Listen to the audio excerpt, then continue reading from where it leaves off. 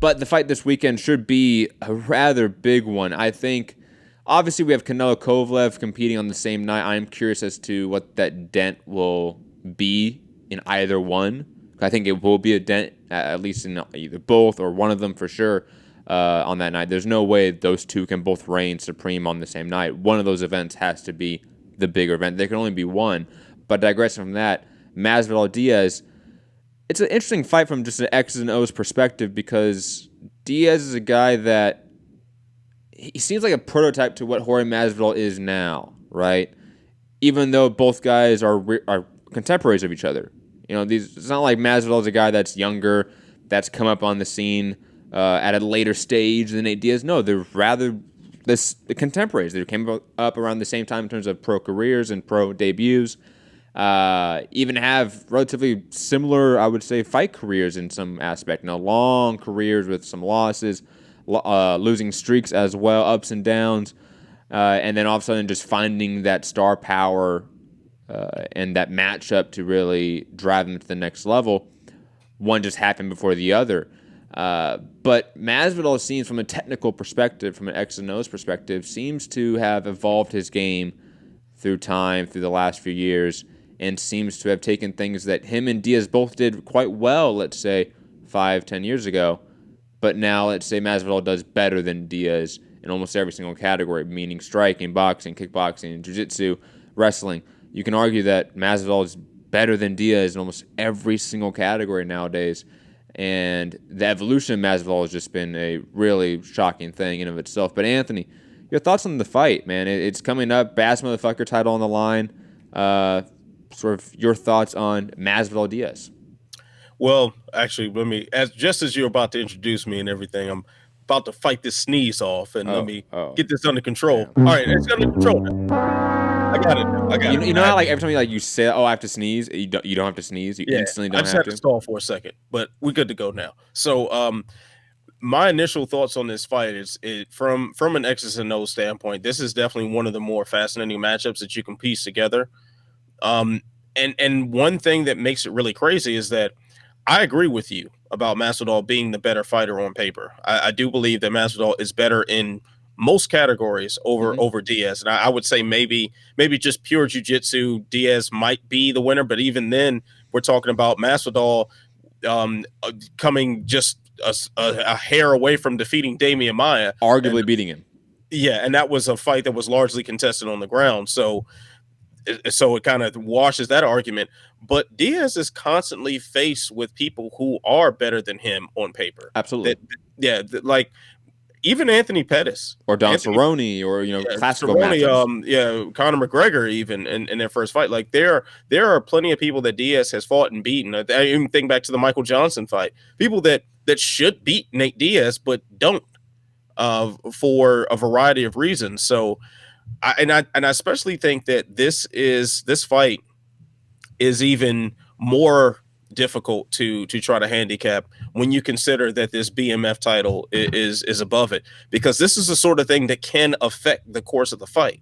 This can affect the way both men approach the fight. Now, especially for Jorge Masvidal. When you say that, you mean like from a subconscious, like they are out there thinking that this is for the Bass Motherfucker, literally for that title. No, not literally, not for a belt that has any real meaning. But the reason why this was created is because both of these guys admired one another's fight style, and they liked their aggression. They got the street personas and all that. Absolutely, they enjoyed that. So when you have it built off this, while you're simultaneously like Nate was just today.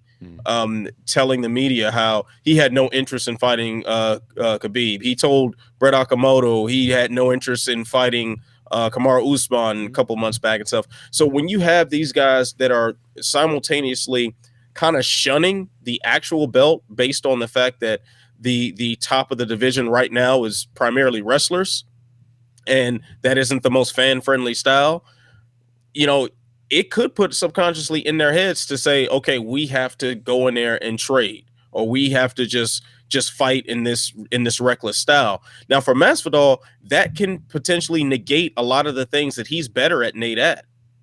That could affect, like, if you get into just a pure gunfight with Nate Diaz, even if you hit harder like Masvidal does, you're dealing with a guy who lives for the gunfight, who overwhelms you with volume and drowns you in that gunfight. So it's kind of like how is this BMF title going to affect the actual action in the cage? And that's probably the most fascinating part of it all to me.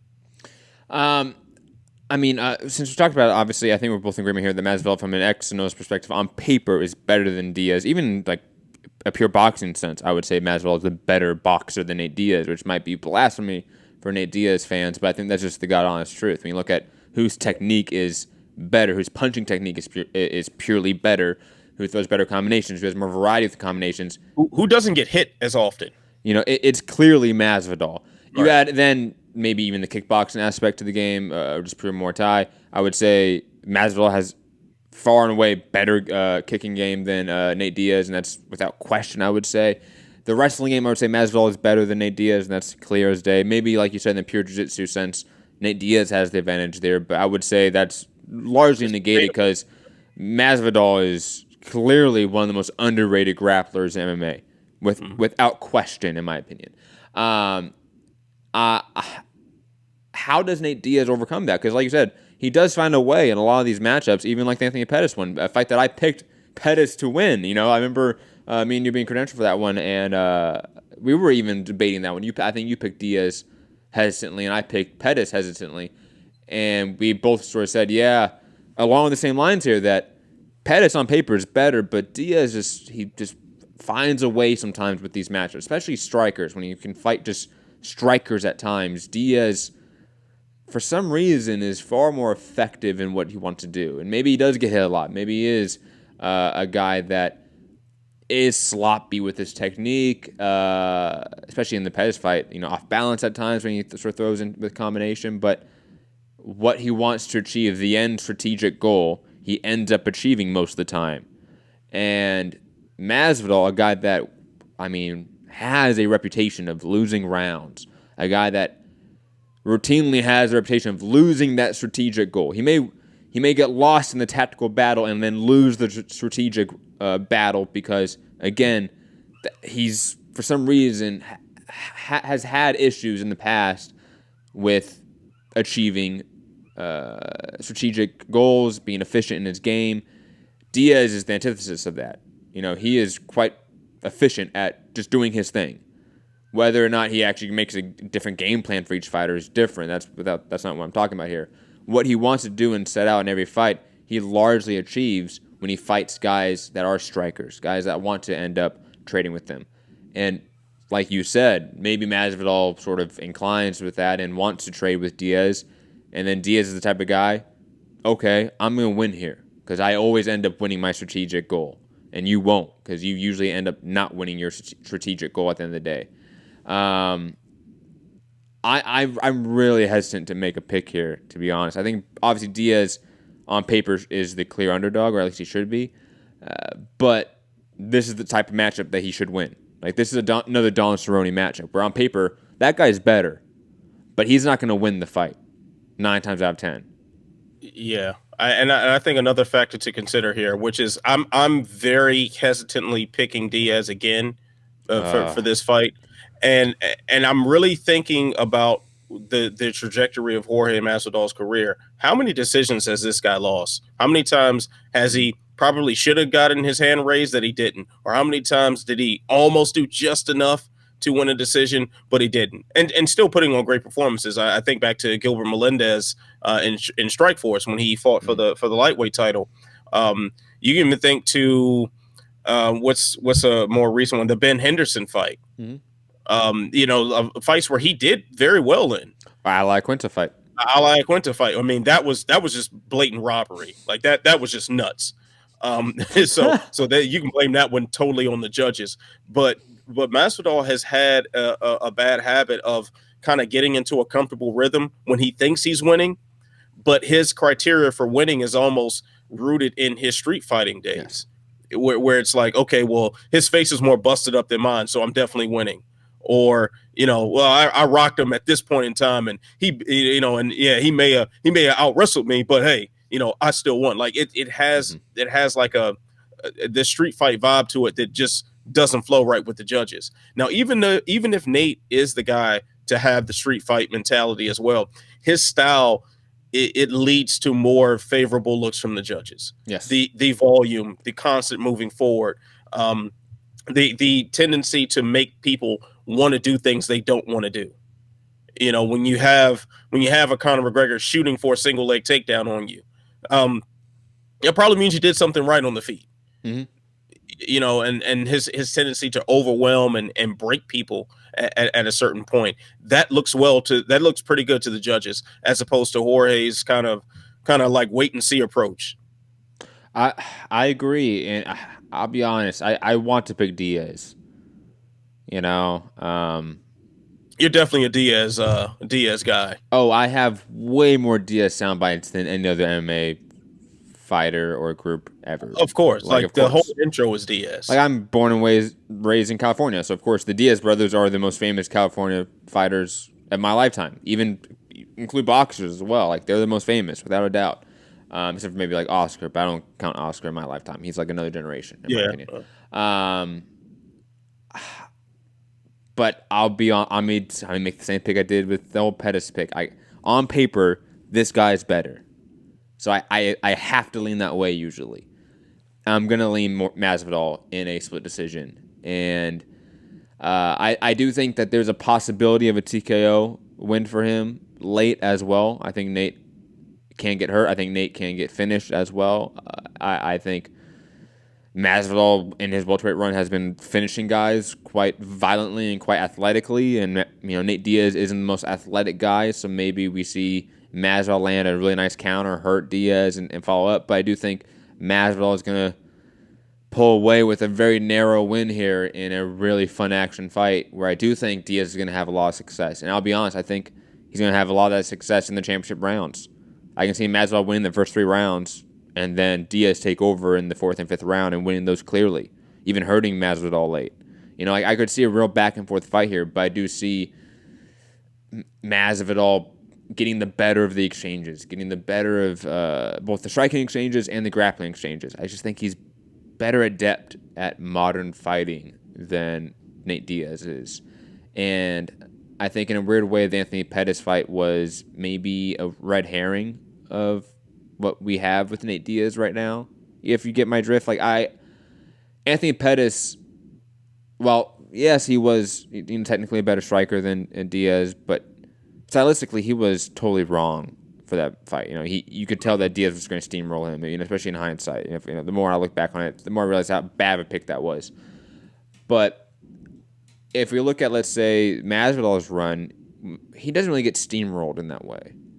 He gets maybe outfought. You know, he gets out. Somebody has sort of they outmaneuver him via tactics. They don't really beat him up. You think about like the Wonder Boy fight or something like that. Or even like the Darren Till fight when Darren Till was having success with Masvidal. It was more of him tactically having the advantage, not really beating him up. And then Masvidal figured out and adjusted sort of the entrances and the feints of Darren Till, landed the counter, and then boom, it was over. Right? Mm-hmm.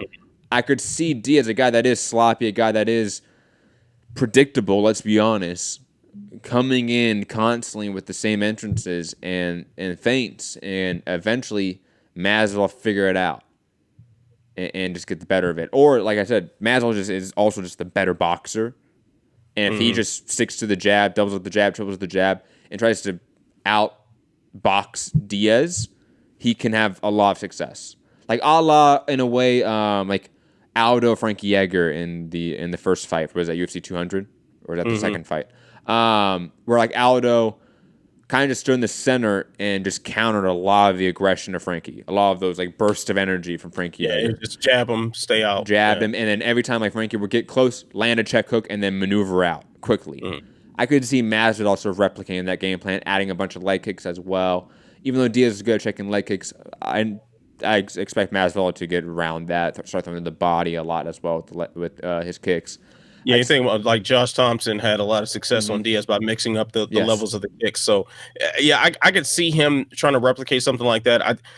I think it's very important for Masvidal too to stay off the fence, to stay Yes. outside of that. If he keeps this in the middle, then this will be more to his favor, because if you're in the middle of the cage with Nate, you know there's no grappling exchanges that he's going to initiate. He only will go for some sort of takedown or sort of clinch position normally if you're against the fence. Yes. He's not a guy that can initiate grappling exchanges in open space. He just can't.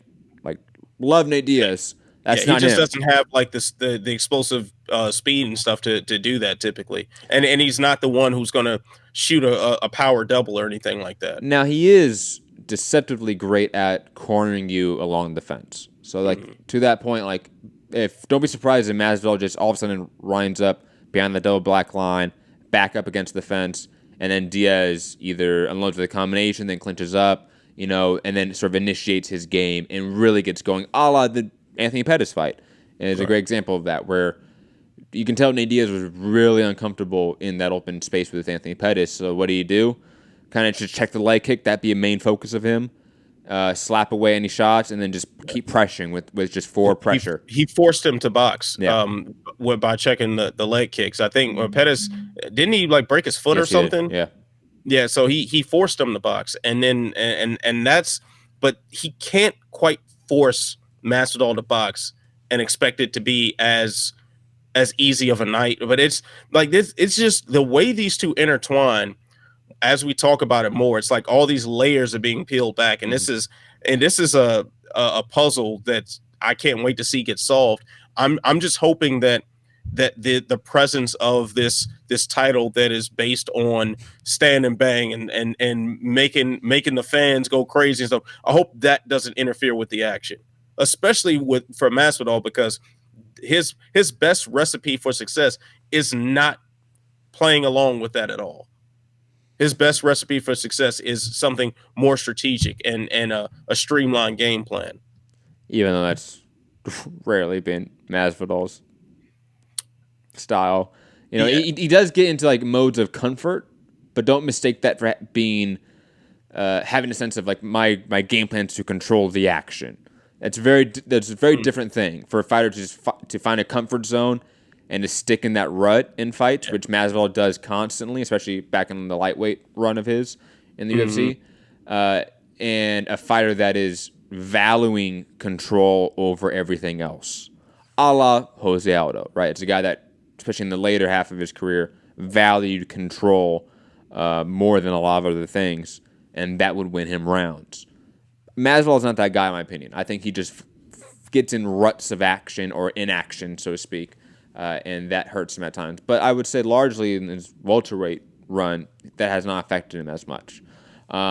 Moving on, though, I think this fight's one of those we can talk about for hours. It's just a fun fight, and I'm excited to see it. But quickly, Ant, because you're going to be here at my house Saturday night, right? Mm-hmm. Canelo Kovalev, Jorge Masvidal, Nate Diaz, both fights are on at the same time. What are we focusing on? I mean, I'm an MMA guy. I'm Trash. the BMF title. It means more to me than that. No, it doesn't. It doesn't mean anything. Well, I mean, this fight means more to me. Like the action of it seems more fascinating. Although Canelo and Kovalev is a fascinating fight also. I just think it's a dumb idea for these two main events to be going on at the same time. It really sucks. I don't. I mean, somebody needs to sit Oscar down and tell him it's time to get this work. Like, Oscar's barely been there, man. Check out video we have on the. Somebody needs to tell Oscar's dope man that you need to relax, bro. You need to go ahead and let this main event happen after the UFC is over, because it's that level of card, and you don't want to take away from a fight of that magnitude of your own. Did you see that Canelo? We have video on this on the channel. Go check it out. Did you see that Canelo came out and said that Oscar has no loyalty in him? I saw that. That's so good. What a complete disaster! Like, so good. I saw that and I laughed my ass off. Yeah, that's nuts. Yeah, I mean, my preference would be the main event of 244, but it's your house, so whatever. I'm good. I'll be happy with either fight. No, don't wait. Both fights will be on, but which one gets the big TV? Oh, okay. I mean, Which one gets the smaller TV, which is still like a 32-inch, but still. yeah. I mean, yeah. Your setup is pretty dope. So I'll be fine. Yeah, you will. But I know you're gonna bitch anyways when I pick Canelo Kovalev. Digressing though, let's get to the co-main event: Kelvin Gastelum versus Darren Till, which is finally on. Darren Till is in town. The I visa just issue, got to in town like what 3-4 hours ago, something like that. thank God, because when this first like came on like the radar, so to speak, when this first became a news story, maybe on Wednesday, I want to say, maybe Tuesday, I instantly thought, oh, weight cut. But I was like, okay, no, he's moving up to middleweight. Hopefully speaking, a giant weight cut is not in the plans for Darren Till. If this was a 170 fight, if I'm Darren Till, I might be asking to postpone the fight, to be honest. Because getting in town on, 24 hours notice before you weigh in Trying is to cut weight on the plane, and like that's insane. But luckily, he's moving up to middleweight for this fight, so thinking the extra 15 pounds is going to give him the leeway where this isn't an issue. But I'm curious if there's any media in town, and I know Darren Till is I know he's supposed to do something for media day today, but whatever it is, ask him about the weight cut, please. Till didn't make media day. From what I heard, Till is supposed to have some sort of scrum at some point, either between the official and ceremonial weigh-ins or right after the ceremonials. It's something to that effect, that they'll do some sort of makeshift media day for him, I guess. But I do know, spoke with Oscar from Mac Life, who's obviously there Oscar right now. Willis.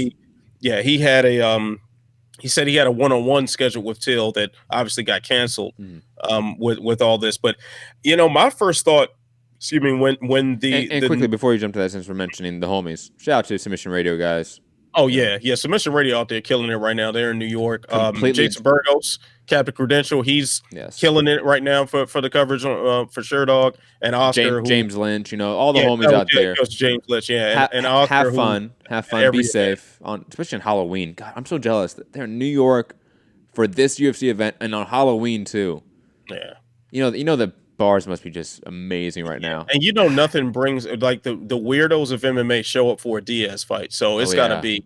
And it's New York. So it's like triple weirdos. Let's be honest. Yeah, like this is weirdo on top of weirdo layers that we got here for this fight. So this should be pretty interesting. But my first thought, when this news broke, or it didn't even break like traditional news. I can't remember the gentleman's name who broke it, but he's I know he's got ties to a lot of people in the MMA world. I'm not sure if he's officially tied to a particular publication or outlet or anything, but he said there were some issues with Darren Till's visa, and it wasn't clear whether or not he was going to make it for the fight. I immediately thought to last week when Bellator had a fight drop out literally days, but like I want to say a day or two before the fight because of a visa issue. And my first thought was like, isn't this stuff that's done weeks in advance? Like, I'm not familiar with how this whole process works, but if you were promoting a fight, shouldn't you have all those ducks in a row? You should. It just seems like logic to me. If there's going to be this is a regular story though, I feel like, for combat sports, like especially in boxing, like we got like a lot of Eastern Europeans coming to the U.S. Visa issues is a common storyline. I expect that to happen in boxing. I expect it to happen in some MMA promotions, but UFC. for all the things that and being someone who's worked some of these events with me, I mean, we talk about the difference all the time. We can criticize the UFC for a lot of things. I can have a whole show just trashing the UFC about certain things that they do and business practices and whatnot. The one thing that we can never criticize them on is how they roll when it comes to logistics. When an event is being put together, they put everything in place as it should be, and they work on a very tight schedule. And they do things in a very professional manner in that regard. So this seems like one of those things where it's like damn, like the UFC messing up on this close for a fight this big. I mean, this is the co-main event in the Madison Square Garden card with what could be a title eliminator for the middleweight division. It shouldn't be, but yeah, it could be. Yeah, like exactly. It shouldn't be, but you get the idea. This is a big fight, and this is something. It'd be one thing if these were the curtain jerkers on the prelims, Mm-hmm. and something got lost in the shuffle, but not Darren Till versus Kelvin Gastelum on the pay-per-view co-main event. Yeah, especially since it was like a day or two after like the whole like Diaz, PD, situation. So it was like, man, this card just get to Saturday, please, please. All these fights get to Saturday, and it seems like we're gonna get all these fights on Saturday. Of course, weigh-ins tomorrow. Hopefully, nothing goes crazy there. I know Kevin Lee. We're gonna get to that in a minute. Let's hope he makes that weight cut. Certain guys I'm worried about here. But digressing back to coming at some Darren Till, X's and O's of the fight. Darren Till, to me, is a guy that I think he has been largely overhyped by the UFC, to be quite honest. I think he is an accurate puncher. I think he is a better come-forward pressure fighter than he is a counterboxer. I think his defense on the back foot is just atrocious. He has no head movement. He can't really parry and block shots because of the way his stance is. So if he gets caught going backwards more than one step, you can just ding him up pretty quickly. As Masvidal did. Masvidal quickly realized. And I think that's going to be a blueprint for Kelvin Gastelum to follow quite easily. Because Kelvin Gastelum is a guy that Darren Till needs. He's one of those guys that sort of needs control, to be honest. Like he's one of those guys. He may not value it as much as maybe other fighters, but he likes to be in control. He likes to control the rhythm, the range of the fight. And if those two things are not in his control, his game falls apart. And I talk about this a lot. There are a lot of fighters like this where they need those two things. Mm-hmm. Oh, this pace is uncomfortable for me. I'm out of here. Oh, this guy's too close. This guy's too far away. I can't get to him. Whatever it is. I can't do exactly what I want to do, how I want to do it. And therefore, something must be wrong. And then on top of that, because there's one thing for that to happen and for that to be in a fighter's mind, because that will happen at times in a fight for every fighter, for every fight. But the fighters that thought happens and then their entire game plan goes out the window. Mm-hmm. And they lose themselves in the fight. They lose themselves in the round.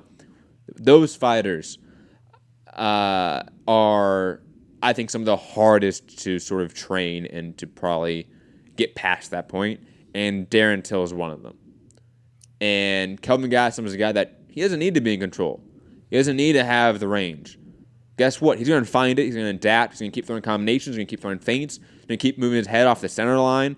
He's going to either wrestle you, exchange in the clinch. He's going to find a way. And he is constantly thinking, constantly adapting. Kelvin Gastelum is one of the best fighters in the middleweight division and one of the most underrated fighters technically in the UFC. He should win this fight handily, in my opinion. I think the second he realizes, Darren Till, I just need to keep pressing forward and his game's going to fall apart, he's going to get him out of there within 2 rounds, in my opinion. Like the 7-minute mark, expect this fight to be done with, in my opinion. I think Kelvin Gastelum is going to just start landing combinations. Darren Till's going to be backing up, not being able to get his offensive game going because he's backing up. And because his defense is just non-existent, he's going to eat a bunch of shots. And Kelvin Gastelum can hit.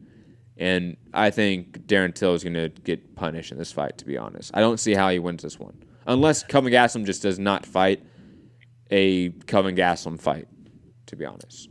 Yeah, I think if you put the best version of Till versus the best version of Gastelum should win this fight. Yes. And I think too, like this is a good thing for Till to be fighting at middleweight now. I mean, he's a huge guy. To dream of him making 170 is nuts. So I don't know if you've ever seen him in person.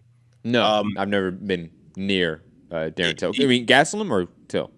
Till. Well, yeah, I mean, we interviewed Gastelum together. Yeah, but Till, I saw him. I met him at I think it was 227. I think he was like a guest fighter, and they brought him back to the media room. And this dude is massive. I'm talking about this. It makes no sense that he would even think that 170 made any sense for him. And I think although he was taking away a lot from himself making that weight, it benefited him in the sense that he's so big and so imposing at 170 that there's this automatic like hesitation. And there's this automatic respect that you're going to have for his power because you just see how big he is. Gastelum doesn't have that sort of respect for people at all. Like I think even Woodley, who typically approaches guys in a fairly fearless but strategic fashion, he initially seemed hesitant in the opening seconds of their fight. Like he kind of seemed like he Yeah. played a safer approach until he figured out, until he got a feel of what he was capable of, and then he went into action. Gaslam does not wait for that. Gaslam just is like, oh, that's the guy, okay, and he just goes for it. Um, Also, he's someone who is extraordinarily good at closing distance. Probably, I would say probably the best in UFC at doing it, at closing the gap and getting in the range he wants to get in and putting his fist on you. I think when he moved back up to middleweight, after his run on Tough at middleweight, Mm-hmm. when he went back up there, I think his first fight was that Nate Marquardt I can look it up really fast. or Tim Kennedy. It was one of them, but I know Tim Kennedy. It was Nate Marquardt. Yeah, and then Tim Kennedy was after that, right? Oh wait, hold on. No, because he went back down to welterweight after that. Remember?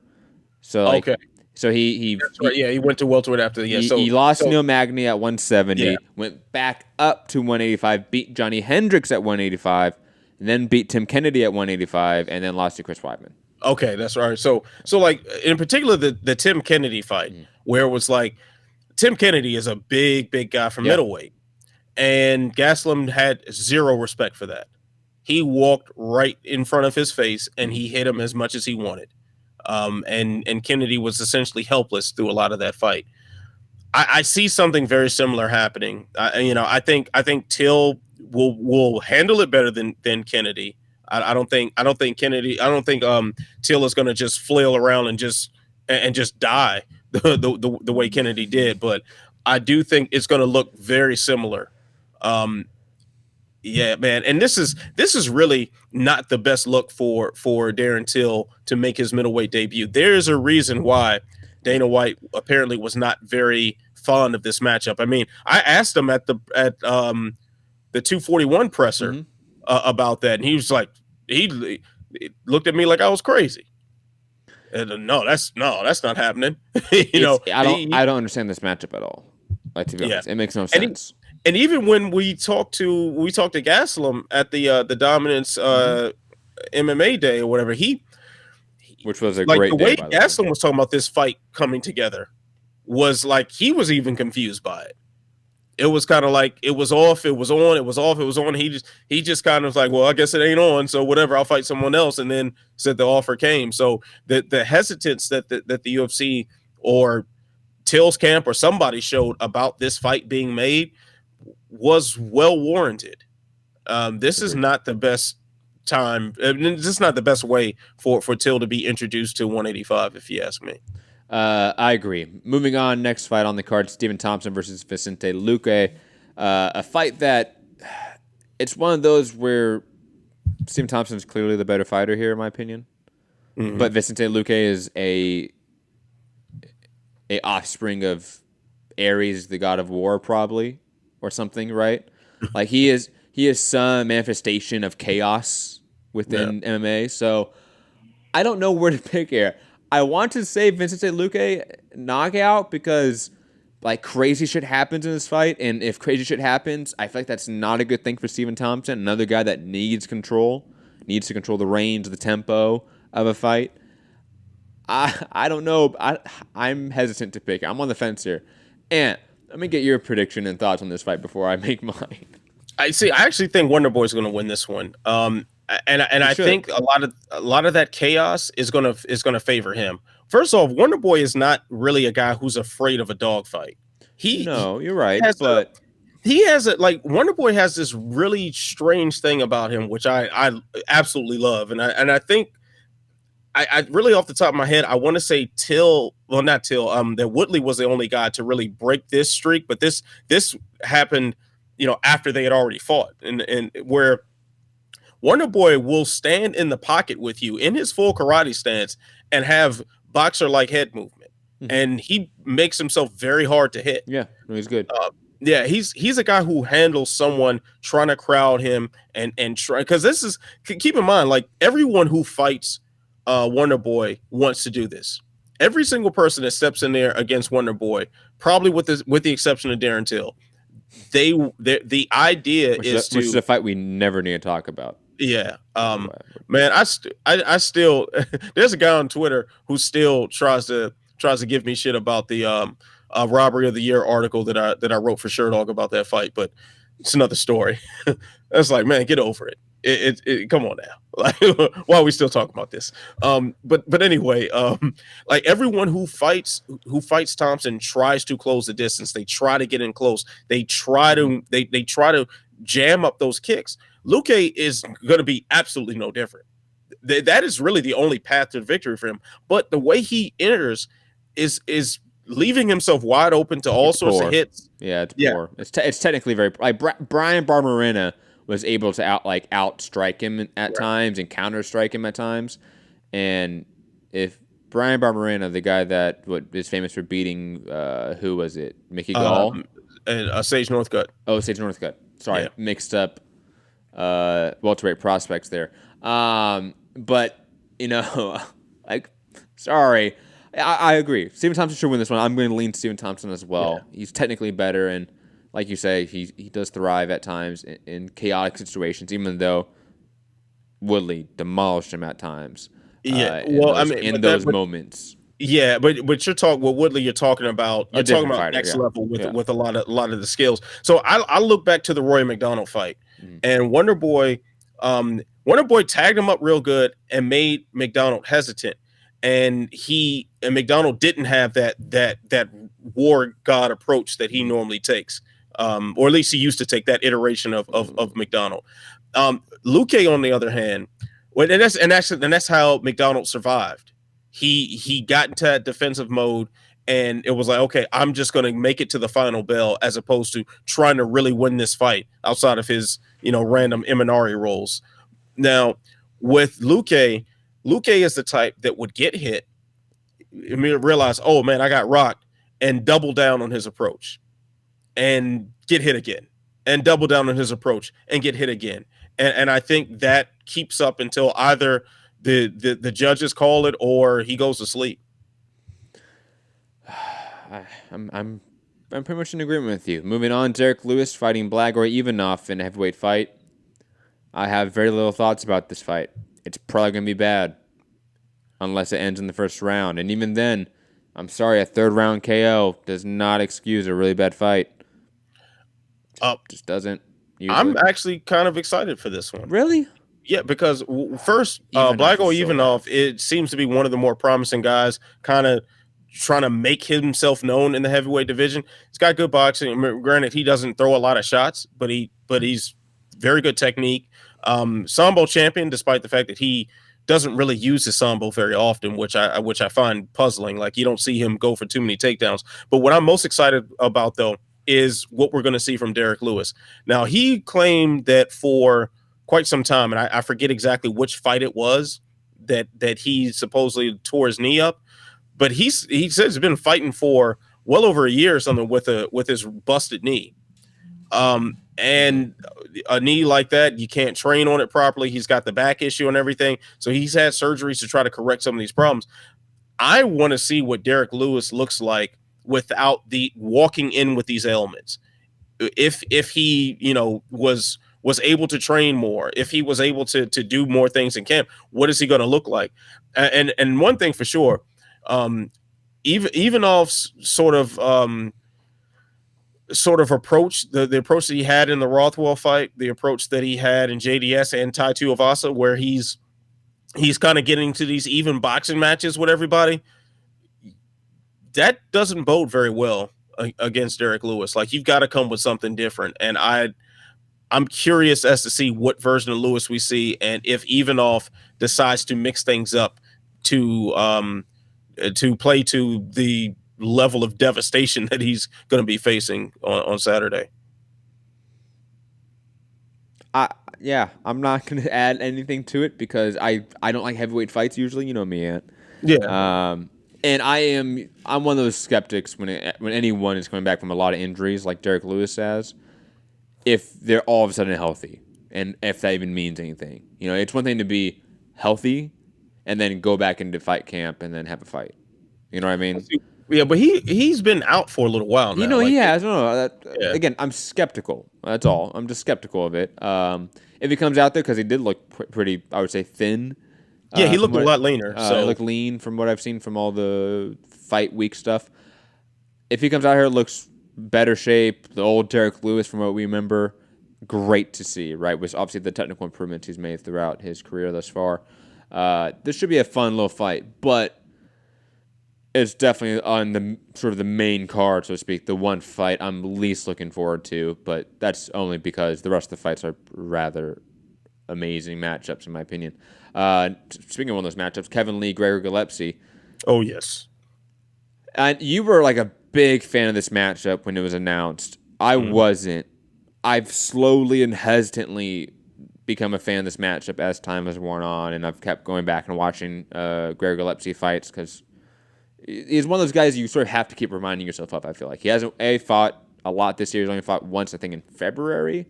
Yeah, something like that. Early in the year, and he's also just had a sort of kind of a short UFC career, kind of one that's only been around for a couple of years. Hasn't fought any really notable names. You know, again, it's a guy that you have to probably re-educate yourselves on time and time again. He's a guy that's good. He's talented in every department.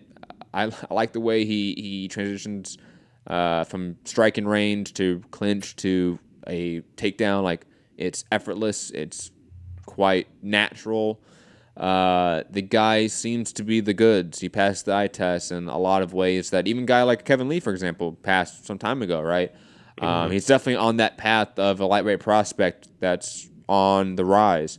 And this is the matchup where if he beats Kevin Lee, a guy that's far bigger than him, a guy that was on sort of the same road that he himself is on now, it would mean a lot. And Kevin Lee, even though he's a guy that has been trying to figure himself out as of late, been trading wins and losses, went up to 170, lost to RDA, went back down to 155 for this fight. Beating him still means something, and him going to Faraz Zahabi and TriStar is something that I am so interested to see. TriStar is, and Faraz Zahabi especially, is one of my favorite gyms and coaches in all of MMA. Like, I truly respect everything that guy says when it comes to the sport. I even watch his podcast from time to time. Great podcast as well. Really insightful stuff. I think if anyone can sort of fix the issues of Kevin Lee's technical game, it is Faraz Zahabi and TriStar, man. If they can make him a GSP light, holy shit, Kevin Lee is going to be something special. And like Oscar Martinez says in the chat, this is a must-win for Kevin Lee. Or he's asking, is this a must-win for Kevin Lee? I think it is. This is a must-win, at least in terms of relevance in this division. If he loses this fight, he's no longer relevant. He has to rebuild himself in a major way. If he wins this fight, he's back in the top 15, back in the top 10 at lightweight. Like, really nothing changed. You know, he goes fights maybe Ally Quinton a rematch, maybe Don Cerrone. You know, there are a lot of matchups out there. Islam Makhachev. You know, there are a lot of guys out there for Kevin Lee to fight after this. If he wins, that would still keep him relevant. But if he loses, it's rebuild time. And with the current state of the UFC and just letting guys go kind of here and there, I wouldn't be surprised if they just, like, parted ways with him at some point. Like, if he just kept losing, like, if he lost this fight, the UFC has done weirder things. I'm not saying it's a good thing, but it would be not surprising. It would be definitely on brand for UFC to let a guy go off a couple losses when he's still extremely talented and has a high ceiling. Happens all the time, unfortunately. So I do think in some way this is a must-win. Now, who I think is going to win? I think Kevin Lee should win this fight. I think he's still, technically speaking, the better fighter, though. Gregor Gillespie, in terms of achieving strategic goals, sort of switching back to the Nate Diaz, Jorge Masvidal conversation, right? Kevin Lee struggles to achieve strategic goals. He really does. Struggles to adapt within fights as well. Gregor Gillespie, from what we've seen, is quite natural with those two things. He has a game plan. He goes in and accomplishes it. He goes in and is quite efficient at accomplishing it as well. But I do think Kevin Lee, on top of being far bigger, I think has far more experience. I think he's a far better technical fighter. He should win this matchup, in my opinion. And your thoughts on this fight? Yeah, I've gone back and forth with this one a lot, and I think on the video for the preview article on SureDog, I think I went with Gregor Gillespie, and I'm still kind of struggling. Like, is that the pick that I want to stick with? So when I look at this, Kevin Lee, obviously, it's a big deal that he's at TriStar, that he's under the tutelage of Faraz Sahabi. And that's important for two reasons. One, that it's Faraz Sahabi, perhaps the smartest mind in mixed martial arts from a strategic standpoint, a guy who can craft these incredible game plans and has guided the careers of some very notable fighters who are known for their fight IQ and known for approaching things with a proper strategy. So there's that, but there's also the fact that I believe that Kevin Lee's issues have mainly been due to the fact that he hasn't been able to enjoy coaching the way most people have. That have a coach, a centralized coach, mold and develop them over the last several years, and that's because of the unfortunate passing of Robert Follis, who was his head coach, and since then he's really been scrambling to find some sort of consistency in his camp. Like the RDA fight, that fight does not happen the way it happens if you have the right person in your corner. Agreed. He would. I know Kevin Lee has done some strange things in his most recent losses, and it's like he's either completely selling himself out for a takedown that just isn't there, or he's gassing at these weird points, or he gets in cruise control when he really shouldn't be in cruise control. It always seems to be something outside of his skills and talents as a fighter. As Kevin Lee, low key, I think is one of the most skilled guys in that division overall. He just doesn't put it together in the right way. Say what now? I would agree with you. He just doesn't put it together in the right way or the right combination, the right sequence. Exactly. It's like he does the right thing at the wrong time. Sort of. It's something is just a little off in what he's doing, and I think coaching will solve a lot of those problems. But you're talking about him being at when the RDA fight was that like May, I think it was. And May to when we're about to hit November. So you're talking about what, like 6 months or something like that. That's not a lot of time with a new coach. It's not, and it wasn't like he left the gym. I mean, he left the arena after fighting RDA and then went to Faraz Sahabi the next day. Like he toured a few different gyms and tried to spend a couple weeks here and there and just see what fit until he got to TriStar. So he hasn't been there long. And typically we don't see a fighter really show the effects of a good training camp, like a new training home, until maybe the second or sometimes the third fight. Agreed. Yeah. So, and also too, he has had conditioning problems. He's, and I think that's more so weight related. Him dropping down to 155 again. I don't know if his body can handle it. Maybe he's cleared up some things in his diet or his strength and conditioning regimen that will address that. I certainly hope so. But I'm leaning toward Gregor because of that, because of these unknowns with Kevin Lee. And the thing is, if you come in with a conditioning issue, if you come in without having your mental approach fully together, Gregor Gillespie has the perfect style to break you. On that sort of note of cardio issues, I think we're both in agreement here that he has cardio issues, but he's been largely in 5-round fights as of late. This is a 3-rounder. Does that change that equation at all, that it's now 10 minutes less of action? I mean, it should. It really should, but like, or does the movement back or does the movement back down to 155 sort of offset that completely? Yeah, exactly. It doesn't matter. So, like, and even still at 170, man, the RDA fight, he was gassed in the second round. Yeah, sure.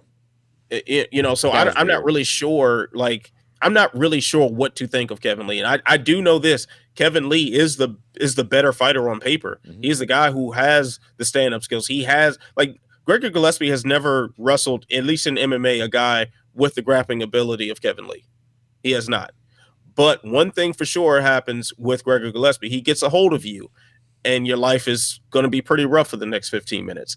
If he is able to do that, if he is able to get a hold of Kevin Lee, or Kevin Lee have one of these, a conditioning breakdown or a mental lapse, or something that disconnects what he's capable of and what he does, Gillespie's style is custom made to steamroll people that are in these in between phases. So I'm very, very, very reluctantly picking Gillespie, and I say even more reluctantly than I'm picking Diaz.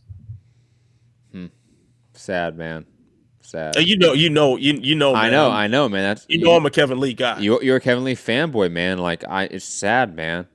Like, I mean, I get it. Look, I'm picking Masvidal against Diaz, man. I'm picking against Diaz. I know it hurts you, man. I'm picking against Diaz twice in a row, man. Like, this does not feel right for me. Like, I need to maybe go see a therapist or something. Like, clearly something's wrong. That I'm not a good enough fanboy that I used to be, man. It's a sad day, man. We're falling off, man. We're trash. Man, for me to pick against a black fighter, man. It hurt my soul. You know that, right? But I will say this: the stare down between the two I think it was media day. That was hilarious. It was quite comical. I don't know if you've seen it yet. I didn't see it actually. I won't spoil it. If you haven't seen it yet, go watch it. It's quite funny. I just saw his hair. I was like, well, I don't know what Lee doing with the hair though. I can't rock with that.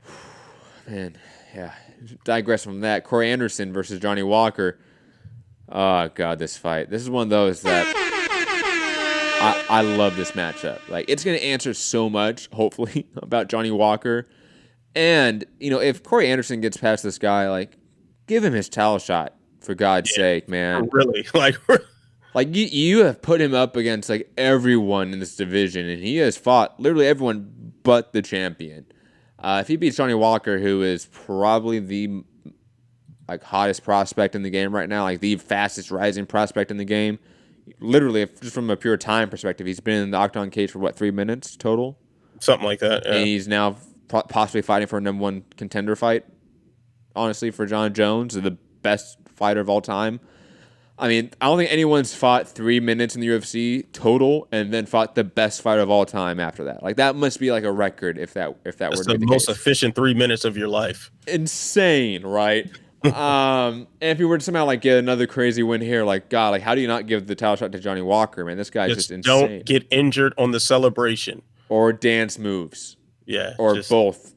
Just don't, do that. Just do a 2-step, man. You're good. Just do a 2-step.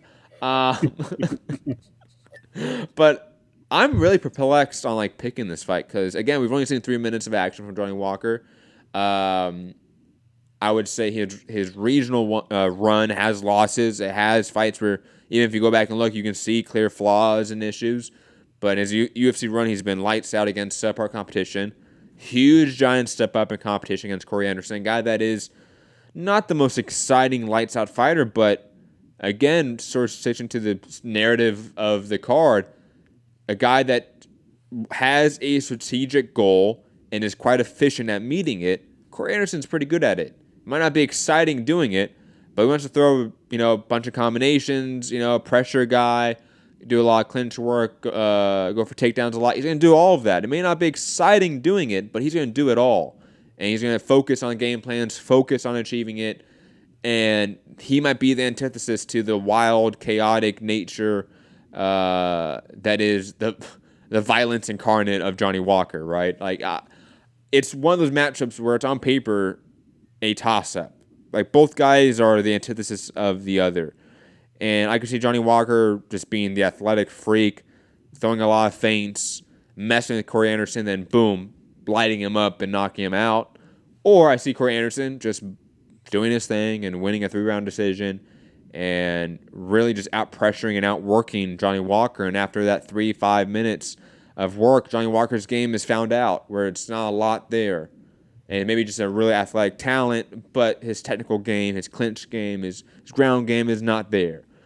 We don't know that yet. And I feel like Corey Anderson is going to be one of those guys that we're going to find out. But just so I'm on the record here, I'm going to pick Johnny Walker still, just so if he does win this fight in spectacular fashion, I can say I picked him.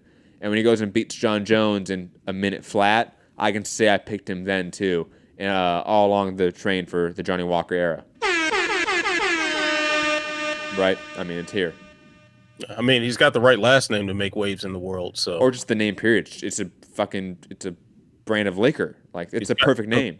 the last name Walker. Oh, I mean, that's true. Yeah, fuck. That's just, I mean, It's a little bit it just trash. exudes greatness. I'm leaning toward Corey Anderson though for this fight. It's the smart pick. I'm not picking the smart pick here. I mean, and it makes sense why. I mean, Johnny Walker's been destroying people, and it's been quite dramatic. But let's examine the way. And I will say this: there have been flashes of technical brilliance within that, like 30 seconds of action, right? Like his feints, his movements. There's some top level striking there if the rest of his game is there. And he's incredibly athletic. I mean, his athleticism can mask over a lot of potential flaws that he could have from a technique standpoint if a fight played out long enough for us to see him. But I mean, the last time we saw him fight beyond the second or first round, beyond the first 2 minutes of a fight, was on the Contender Series against Luis Henrique da Silva, and that guy isn't really that good. Not bad. I want to say not bad though. I mean, he's a guy washed out of the UFC. True. And is not exactly having the most success on the regional circuit right now. True. So it kind of speaks to the level of competition. Khalil Roundtree, for his gifts as a fighter, clearly has his flaws and it's kind of been underwhelming aside from the Gokhan Saki fight and the Eric Anders fight. Mm-hmm. Justin Ledet, strange enough, Justin Ledet probably the highlight of his best name on his resume. It's the best name on his resume. It is. It probably is, and no disrespect to Ledet, but I mean he's still kind of a relatively unknown guy and a flat earther. So I mean, who gives a shit? Oh, flat earther. Oh, anyway. Well, I know one of them is. One of his UFC opponents was a flat earther, and that was like a huge talking point on the broadcast. I think it was Ledet actually. Yeah. Ledet's the white guy with cornrows, right? Yeah. Well, no, he's a. Or is it like long hair, with like the mullet, whatever it is? Yeah. But Misha Serkinov, who definitely was on the wrong side of a losing streak when he fought Johnny Walker. So I don't know what to think of him, but I do know that Corey Anderson, that 7 times out of 10 he beats the better guys. He beats the notable names. And he also has a style that can neutralize a lot of the flashiness. If Corey Anderson get a hold of you gonna have a long night. He can grind you down and it may not, and like you said, it may not be fun to watch. It may not be the most exciting. But I will say this fight is to determine whether Johnny Walker or Dominic Reyes fights John Jones next. That's really what this is about. If Corey Anderson wins, expect Dominic Reyes to get a call. Or Johnny Walker gets the call if he wins. And that's kind of what I'm seeing for this. Yeah, I'm not mad with that. With either way. I mean, obviously, Dominic Reyes, I think he sort of punched his ticket with Chris Weidman. He can sort of sit out 6 months and wait for whoever. If Johnny Walker wins here and he fights John Jones, he can wait for that one. Or if Corey Anderson wins, and let's be honest, I think the UFC is going to look over Corey Anderson for Dominic Reyes. And Dominic Reyes has earned his shot in a way, even though I think Corey Anderson, just from the time in the division, maybe deserves it a little bit more. But digressing from that, brief thoughts on the undercard here, since we have a lot of other stuff to get to. Shane Burgos, Markwan Amirkhani, that's a fun fight. Brad Tavares on the card. Andrei Arlovski on the card. Lyman Good on the card. I always like saying Lyman Good on the card. Julio Arce on the card as well against Hakim Duwadu. That's going to be a fun fight. That's crazy. And fight. that's the fucking opener of the entire night, guys. This card is amazing. Like this is, and this may not be a whole lot of names that are necessarily going to make the casual fan just run to and figure out what those 3 little digits on the back of their credit card are. But this is one. If you are a true mixed martial arts fan, there are some spectacular fights on this card. Julio Arce and Hakeem Dawodu, just sign me all the way to hell up. Sign me up. Rosenstruck and Arlovski just sounds like a great time. Caitlin Chukagian and Jennifer Maia is a potential title eliminator. It should not be this low in the card. for the stakes of this fight. Um, so there's some very, very interesting stuff top to bottom. Like literally every single fight on this card has some consequence, or at the very least is an exciting matchup.